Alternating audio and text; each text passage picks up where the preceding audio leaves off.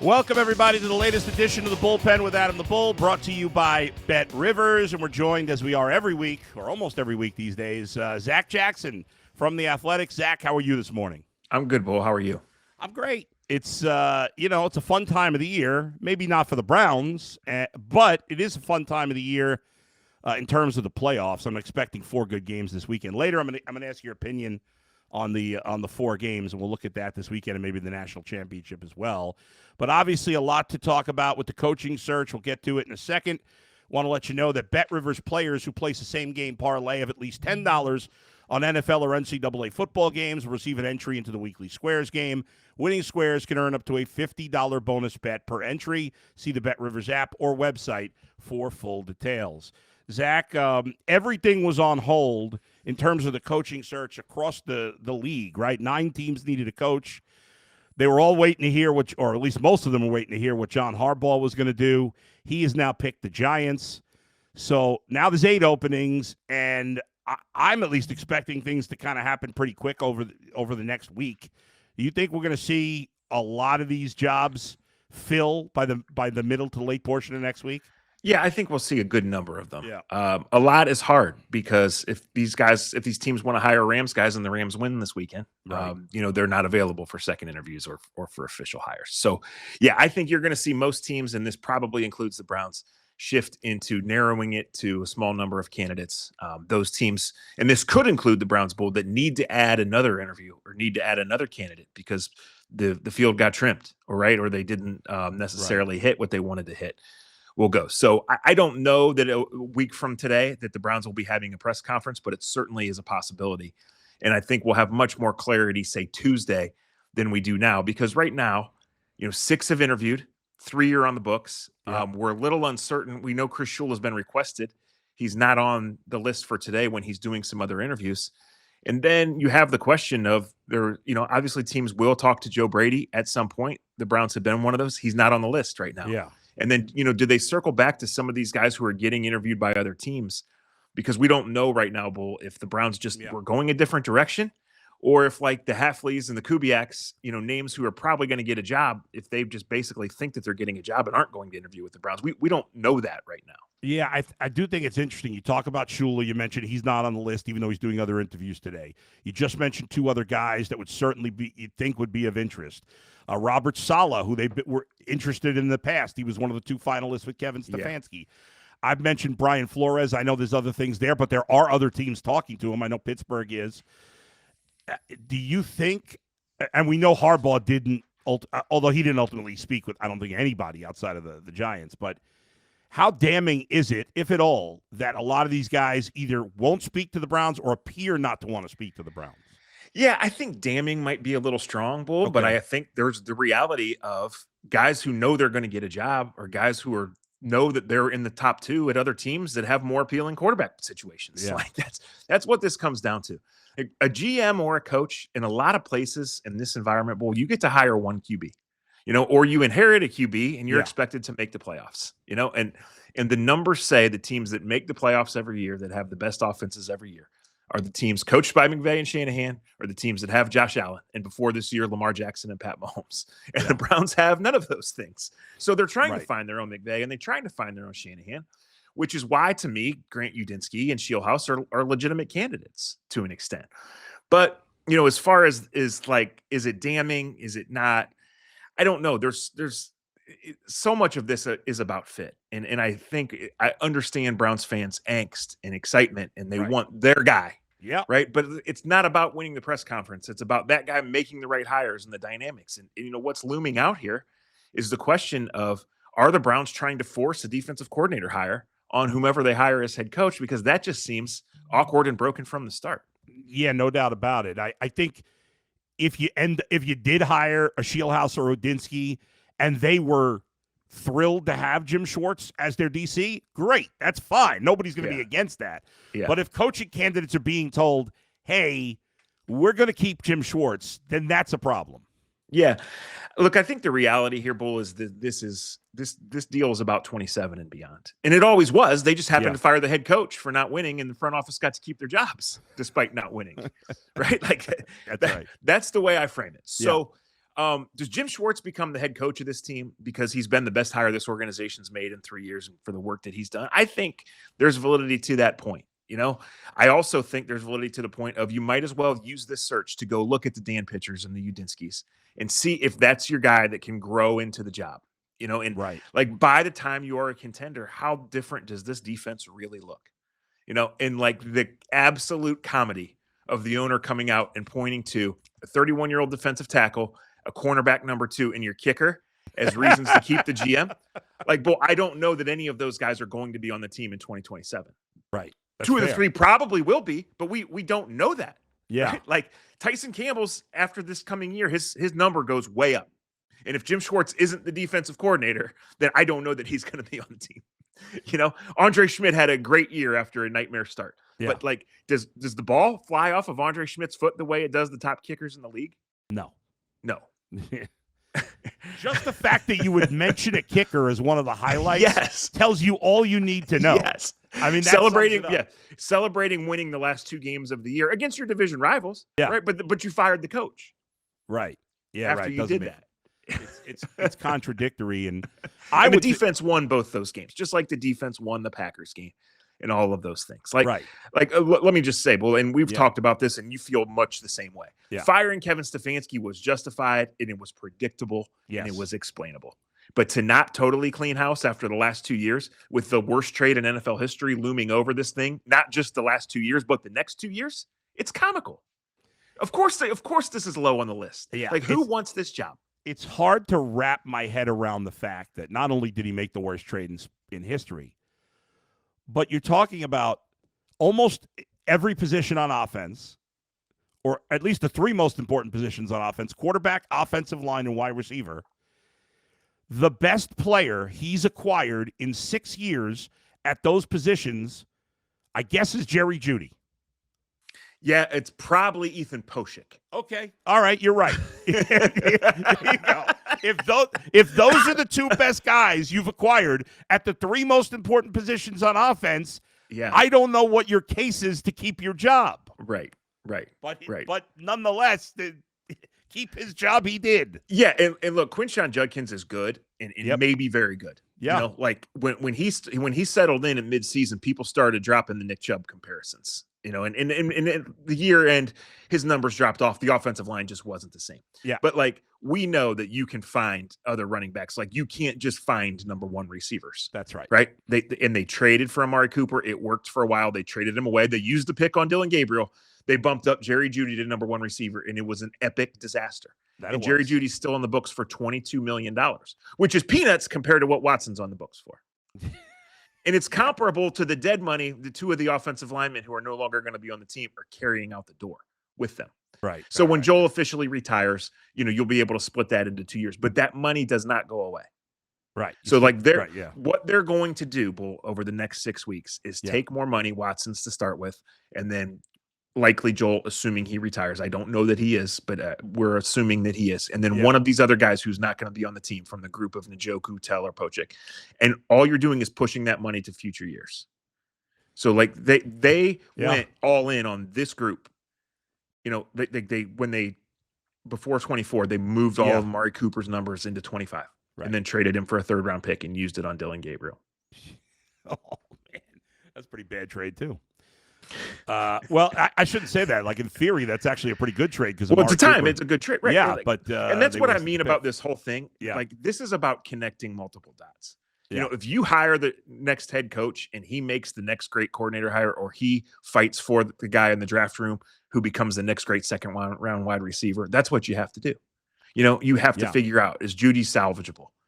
What's the best way to use Harold Fannin, who's awesome. He's not a true tight end, and that's not a negative. That means you have an offensive weapon, which you haven't had, so how that has to be part of this discussion. Obviously the quarterback and the cap and the building of everything.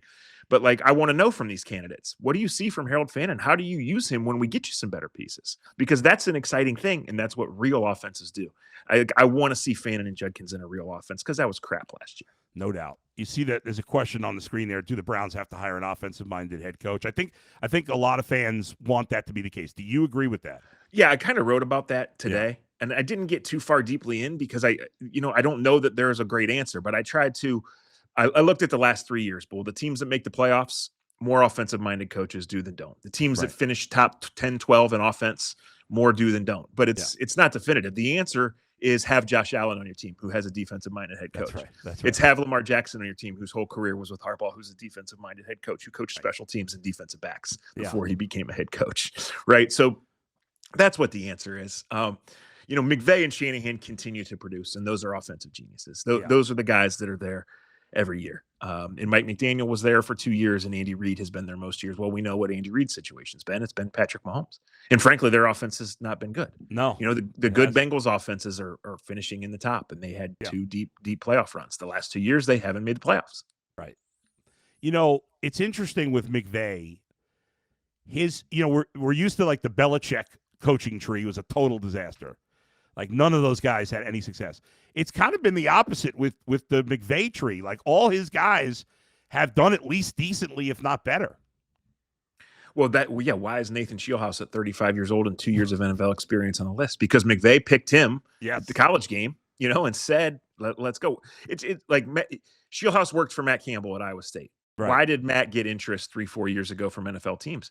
Because scouts were going in there and seeing that he didn't have blue chip talent, but he was winning 8 games every year. Wow, this guy's really good. So McVay picks Shieldhouse. So Shieldhouse goes and works with Matt Stafford and with Puka and with these guys and gets to learn from McVay. He's there. Chris Shula was a college teammate of McVay's, started his NFL career elsewhere. Then McVay called him. And McVay's kind of tutored him. He's worked under 3 different coordinators before he became coordinator. So he has experience in different fronts. He's learned the offense from McVay, how McVay attacks defenses, how to do things. Like he's probably going to be a head coach. I think he turns 40 in a month or so. Right. He's going to be a head coach. I don't know if it's going to be in Cleveland, but he was always a guy at or near the top of the list. And then the question is with Shieldhouse, does he get a head coaching job or does Shula or someone else hire him as OC because he's not the OC by title and with the Rams? That's a good point. It probably would be the case if Shula did get a job, and then McVay will get some other great young assistants to work. And look, this 8 jobs still being open is wild and it's crazy. I just would say, like, the fact is, guys, that the Browns are not a high priority job. That doesn't mean that it's an awful job. That doesn't mean that they're not going to succeed. It just means like teams are looking at situations where there's better quarterback situations, where there's better offenses. Right. Tennessee has a quarterback. They have money to spend. Well, ownership's been bad there. That's hesitant. Like this is just the reality of it. Yeah. Like what 2 different people told to me this week in some sort of version is I just been fishing around for anything, quite frankly. Yeah. Is that unless you are Ben Johnson, you're in no position to turn down a head coaching job. Right. So, if the Browns believe that Udinsky or Shieldhouse or Pitcher is the next Shanahan or McVay, then I support them going for that. Do it. I do.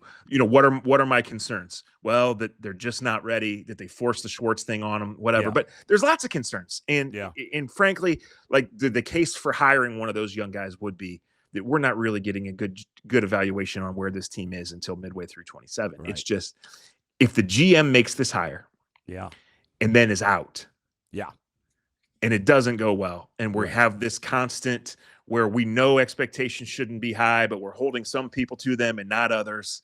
And does the first-year coach who's in his 30s struggle? Of course he does. Of course. That's what you want to avoid. You want to hire the guy who grows into the role and succeeds down the road. And it's probably not going to be with this group. So, like when it comes to Jim Schwartz, who I mentioned is an excellent football coach and was an excellent hire, like the Browns getting out of this hole and finally turning this corner, Bull, is way more about this offense than it is about Myles Garrett. It just is. 100%. Because listen, Myles Garrett is a freak. He might still be an elite player 2-3 years from now. I wouldn't count it out, but the clock's going to run out eventually. It does for everybody, Yeah. And you can make the case right now that they should have traded Myles Garrett. Absolutely. Right. The fan who only sees everything through brown and orange glasses doesn't understand that. And I get it. And I understand why Barry said we're not doing it because I'm not being that guy. Right. However, like in the grand scheme of this rebuild, where you don't have any offensive linemen who can play and you don't have any quarterbacks and Jerry Jeudy's your number 1 receiver. Yeah. Like, shouldn't you have gotten more picks? Wouldn't you be real excited if this was like a full rebuild about to explode? rather than oh man, what the hell are they going to do at 6-24? Well, think about it. They would. I assume they would have gotten 2 first-round picks. Is that fair to say? Yes, 2 plus. Right. Plus. So right now you'd be looking at, I guess, 3 first-round picks in this draft, and probably 2 in next year's, and maybe 2 seconds next year. I mean, you can only ballpark it because you don't know if you would have made that trade and the Jacksonville trade. Right. Fair point. Because it would have changed. It would have totally changed your thinking. Yes, that's true. And then would you have made the Jacksonville trade and then traded up and got Jackson Dart, which they didn't, another team did. Right. Would you have made the trade to collect last year's picks and maybe picked Matthew Golden or an offensive tackle in the middle of the first round? Or would you be sitting on extras this year? Yeah. Going forward with the same That's offensive. Like we don't know that. But you can but when you ballpark it, you could say, man, in terms of these future assets. So they did have a good rookie class, and those guys are all good. And I'm not being negative when I say, like, let's not crown them right away, because let's not. But I think that there's a good chance that Schlesinger and Fannin are both dynamite players, and that Judkins and Graham are really good players. Yes. And you got these other picks now going forward, and you see what you can do with it. There does not appear to be a blue chip left tackle in this draft. There does not appear to be a blue chip quarterback in this draft, except the guy who's going to go number 1. So what do they do with it? I don't know. We're weeks away from having a real guess on that. I could totally see a scenario where the Browns trade down again. Can't you? Sure. Now, I think if the 27 class is really, in the eyes of NFL teams, what it's being portrayed on the outside, I think that would be hard. But like for the right situation, for a team that wants to come up for a dynamite defensive player, and the Browns want to move down 3 spots, 6 spots, I think that certainly is a realistic possibility. And that's what Barry has done time and again. So I don't necessarily look at that as a negative. I look at it as a reality, and let's see when it gets closer. I mean, I really do believe that trade last year did not come together until the end of the process. I know that it didn't. Yeah. And whether the Browns started with the Travis Hunter feelers to get someone to bite on that, or whether they totally shifted their thinking as the process went on, we're not necessarily going to get a straight answer on that ever. It doesn't matter. Like, the move's been made, and it looks good for the Browns right now, and it'll look better if they use pick 24 to get a building block for the future, whether it's involved in a trade. And I think it was always earmarked to do that, to be part of the quarterback selection, or whether, you trade down and ultimately do push it all forward. Yeah. So, I don't know about 30 years old as of last Monday, but a young coach here, in a total front facing, hey, we're worried about 27 and 28. It makes sense to me. Yeah, I agree. By the way, who would match up in a trade? I can't imagine they would do it. It's not in their nature, but it would actually make a lot of sense for the Bengals and Browns to potentially trade, because the Bengals, if they could get up and get Arvell Reese, or more likely get Caleb Downs, I don't think they're going to get either of those guys at 10, but at 6, probably one of them will be there, and then the Browns only drop 4 spots. Yeah, I would say historically, Bull, that somebody to come up and pay that price would be looking for a pass rusher. But Caleb Downs might be the safety of safeties. Yeah, I think he'd be. He might be viewed as that, right? I would do it, but I don't think the Bengals will. And I don't think somebody's going to come up for a running back. But Jeremiah Love, to me, is arguably the best player in the draft. Like, the guy's phenomenal. Who's your comp for him in the NFL? That's a good. I think he's a little Adrian Peterson like. Wow. I really do. Oh, yeah. I mean, I was going to say the Colts traded up for Trent Richardson, but that's not true. But they did trade a first-round pick to the Browns for Trent Richardson. Yeah, that didn't work out. And then the Browns used that pick on Johnny Manziel. So it was a disaster for both teams. All right, let's get to the... That was only 11, 12, 13, 12-ish, 13-ish years ago, it feels like. Oh, my God. Seems that's why I look so old. Sorry, folks. All right, let's get to the playoff games this weekend. We'll wrap it up with that, Zach. So I'm curious. To me, I really love the first game. Let's start with tomorrow, Saturday. Oh, yeah, that's tomorrow. 4:30, Bills and Broncos. Broncos are, I think, now a half-a-point favorite. It's been bouncing around a lot, but who you like in that game? Yeah, I'm not surprised that it bounced around. Obviously Denver has the rest. Denver's been good. Denver has a good defense. The way the Bills win in the postseason is Josh Allen hero ball. It worked last week. Can it always work? He doesn't have a great receiving core. But, man, it's hard to bet against him. Now, if they can run, they can win. But if it's only Allen and guys trying to get open against that Denver defense, I worry. So Yeah. I look honestly at the turnover battle, and I look at the first quarter. Like if Denver can really put it on them, and get them in good situation, let the home field advantage kick in, then I think Denver wins. But having to pick here, I pick like a 21-20, 20-19 Josh Allen victory. I think the line is right. Like I totally get it that it's bounced from 1-1 on each side. I'm with you. I got the Bills in a close one, even though like everything but points to the Broncos. They're rested. They're home. They're the better team, top to bottom. But one team's got Josh Allen, one team doesn't. I'm going to lean with the Josh Allen team. I'm with you. All right, the night game tomorrow, the Niners and the Seahawks. Unbelievable the job that Kyle Shanahan and that team has done to be in the mix here. Yeah, I don't know if the Seahawks cover, but I'd be very surprised if they won this game. No Kittle now. I mean, it's just McCaffrey and Purdy. That's it. Well, it's a run back of 2 weeks earlier that was basically a playoff game because it was for the number 1 seed, right? And so the Niners have to go to the other coast and play, and now come back and play. The X factor here is Sam Darnold pops up on the injury report with an oblique. And so you worry about Darnold's psyche already in a playoff game. Definitely. Yeah. And now you worry about this. So that Seattle defense absolutely strangled them 2 weeks ago. I look for a close, low-scoring game. I think Shanahan will obviously have some counter punches to what didn't work last time. But the Seattle defense is real. So I think Seattle wins an ugly, low-scoring one. My lean here is that honestly under 44.5 Bull. But I think Seattle wins in the 20-14, 20-17 range. Yeah, I agree. Something like that. And then host the NFC title game a week from Sunday. Yeah, I would take the Niners with the points. But I just don't think. Yeah, but Darnold makes me nervous between the injury and just his history. All right, the early game on Sunday, Texans Patriots. I don't really love either team. The Patriots are a 3-point favorite. Obviously, Stroud didn't play well last week, but their defense is obviously fantastic. What do you make of this one? I love one team, and I love Houston not only to win this game but to win the AFC. Really? I think the defense is that good. That good, huh? Now I'm worried about Nico Collins being out with a concussion.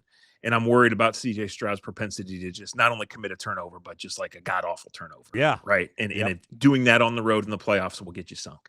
But I think this is a flat-out brawl, and I think Houston dominates it from almost from start to finish. I think this is an easy under, easy as an NFL playoff under could be. And I think Houston wins, 19-10, something like that. I think the defense is that good. I said 16-13 last night, so we're on the same page. I'm with you on the Texans. And finally, so you go from the low-scoring game to the game that's probably the highest-scoring game, and that's the Rams and Bears. The over-under there is 48.5. The Rams are a 3.5-point favorite. Feels like everybody picks against the Bears all the time. They've played great down the stretch. Obviously, Caleb Williams is playing his best football. The Rams really got pushed last week by Carolina, who did a nice job. Obviously, it's Sean McVay here. But he's facing Ben Johnson, who's a great young coach, too. I can't wait for this game. It's going to be a lot of fun, I think. Yeah, so I want to be careful with this one because I'm borrowing it from a podcast that I heard at about 6:15 this morning. So I don't have the proper accreditation. But what I believe was said was that the Bears have 7 wins when trailing at the 2-minute mark or later. And that's the most in NFL history. Wait a second. Is that – they have 7 wins when trailing at the 2-minute warning? Maybe it's tied or trailing. Like tied or trailing. Yeah. That is insane. So to me, does luck finally run out, or is this an art, right? And the 2 Packers comebacks have been especially nuts. Yes, and they've given up yards all year, and then they force turnovers, and they've given up points all year, and then all of a sudden they're getting crazy plays to happen for them at the end of the game. So it's going to be cold. I was in Chicago just a month ago. It was freezing cold. Yeah. As long as it's not 40-mile-an-hour winds, I don't know what that really affects. I mean, the Rams have guys that have played in the cold before. The Rams are flawed. Obviously, that was on display again last week.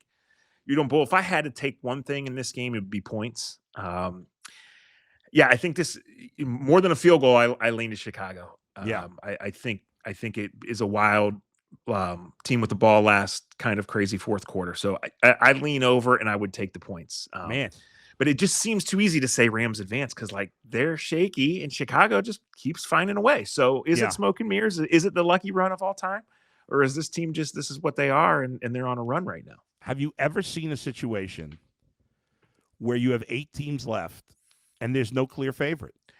Yeah, I mean, ever is hard, but it's certainly in the last 5 or 6 years, which is the Allen Mahomes time, no. Yeah.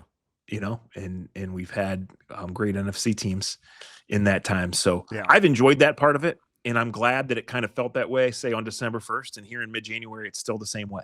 Right. Like I think Houston could win the AFC. I think obviously Houston goes and turns it over 3 times on Sunday. They get blown out.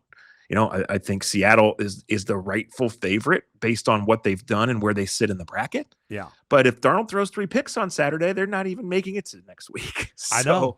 Yeah, I think it's good for the viewer. I think it's good for the game. If you are a bettor and you're letting it fly on Bet Rivers and you got a strong feeling, then you like it too. Yeah. You just have to see how it goes. But yeah, I mean, what we have basically a pick'em game. We have 2 around 3, and then you have the Seahawks, a rightful touchdown favorite that aren't a dominant offense at all. Yeah. So yeah, it's good TV. I am structuring my weekend around being able to watch all 4. And like I said, I feel strongest about Houston. But I like I said, I look forward to maybe all 4 games coming down to the last few minutes. By the way, the odds to win the AFC Championship right now at Bet Rivers, this is how close it is. Patriots plus 220, Bills plus 245, Broncos plus 275, Texans plus 350. I mean, that's just crazy. And the NFC, it's a little more spread out, but it's the Seahawks plus 120, Rams plus 155, Bears plus 600, Niners plus 900. But the 2 favorites in each conference have quarterbacks. Well, Drake May just won his first playoff game, and Sam Darnold's never won a playoff game, and they're the favorites. Yeah, and we know New England beat 2 teams with a winning record all year long. Right. Yeah. And then last week the Chargers just never really got off the bus from what I saw. Yeah. When I'm going to bed, I mean, I like my early bedtime, but when I'm going to bed during an NFL playoff game, that was a bad performance, right? So I don't plan on that happening this week. But yeah, I just love this Houston defense. I think they're playing right now with such confidence and just bully ball, and I think they're going to be really hard to beat. I think you're going to have to totally knock them out. So you hope if you can turn Stroud over multiple times, you can do that. But other than that, like I think they're going to drag these Patriots into a fight that that Houston absolutely can win. Like I'd love that. I would play Houston to win the AFC right now for sure. I love the 2 coaches in that game too, because you got like 2 guys that could. If you had a battle royale of all the coaches, like those 2 would probably be the finalists. Well, and it's like to your point about not knowing here, right? Like New England was bad last year. They had a top 5 pick, and Houston started this year awful. They've won 10 in a row to get here. Yeah, it's wild. So, like, if you'd have said in October, like the AFC favorite's going to be whoever wins the New England-Houston game on January 18th, people be like, "You're crazy." Yeah, it's nuts. It really is. Zach, great stuff, man. We'll talk to you again next week. Thanks for joining us. Sounds good, Bull. All right. Zac Jackson of The Athletic. As always, great to chat with him. And thank you all for joining us. Thanks to Tim and Ernie for producing the show today. Thanks to all of you for watching and listening. Please hit the subscribe button if you haven't done so already. I'll be back on Tuesday next week with Dustin at 9 a.m. live. We'll have Zach on next week as well, as we'll see if the Browns finally, I shouldn't say finally hire their coach, because only the Giants have hired a coach, and there's a lot of openings. But I would think by sometime next week there's a decent chance. I'm going to say by the time Dustin and I do our Thursday show next week, so 6 days from now, I think by then the Browns will have a coach, I believe. Who will it be? Time will tell. I don't know if there's a favorite in that vein right now. All right, thanks, everybody. We'll talk to you next time. Where else but right here in the bullpen with Adam the Bull, brought to you by Bet Rivers. See you, everybody.